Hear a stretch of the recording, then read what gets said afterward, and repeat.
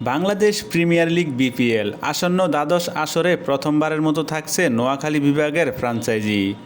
জনপ্রিয় অভিনেতা জিয়াউল হক পলাশকে brand ambassador হিসাবে নিয়োগ দিয়েছে নোয়াখালী এক্সপ্রেস।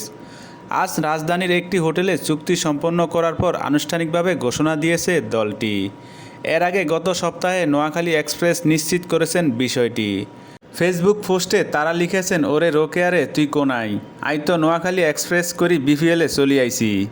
প্রসঙ্গ, ধারাবাহিক নাটক ব্যাচেলর পয়েন্টের কাবিলা চরিত্রে অভিনয়ের পর জনপ্রিয় হয়ে ওঠেন পলাশ। নোয়াখালীর ভাষায় কথা বলে দর্শকদের মন কাড়েন তিনি। আগামী ২৬ ডিসেম্বর পর্দায় উঠবে এবারের বিপিএল।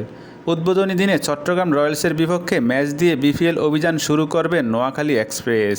নোয়াখালী এক্সপ্রেস এখন পর্যন্ত দেশি বিদেশি তারকা ঠাসা দল গঠন করেছেন। সরাসরি চুক্তিতে তারা হাসান মাহমুদ এবং সৌম্য সরকারকে ড্রাফটের আগে দলে নিয়েছেন। জিয়াউল হক পলাশ জানান, বিপিএলে নোয়াখালীর মতো একটা টিম হয়েছে, এটা আমার জন্য যেমন গর্বের তেমনি নোয়াখালীবাসীর জন্য গর্বের। আমি মনে করি এটা আগেই হওয়ার ছিল, যেহেতু এত বছর পর হয়েছে তাও তো হয়েছে।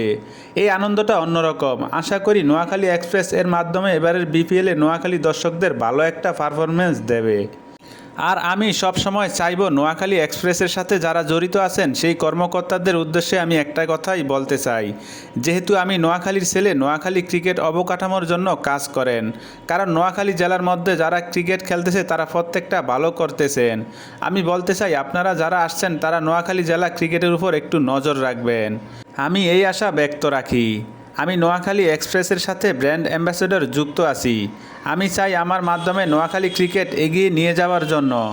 পলাশ সর্বশেষ জানিয়েছেন, এবারের বিপিএলে চ্যাম্পিয়ন হবে নোয়াখালী এক্সপ্রেস। নোয়াখালীর ক্রিকেট উন্নয়নে নোয়াখালী এক্সপ্রেস ভূমিকা রাখবেন, এটাই তার প্রত্যাশা।